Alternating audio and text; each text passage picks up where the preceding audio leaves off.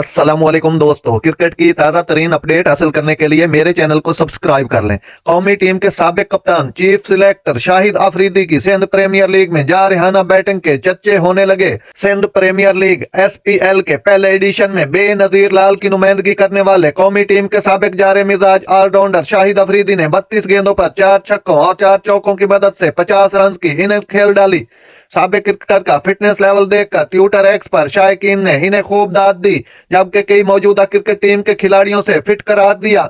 एक सारिफ ने लिखा कि 8 साल कबल इंटरनेशनल क्रिकेट से रिटायर होने वाले 46 साल शाहिद अफरीदी अब भी पाकिस्तान के बेहतरीन पावर हिटर में से एक हैं।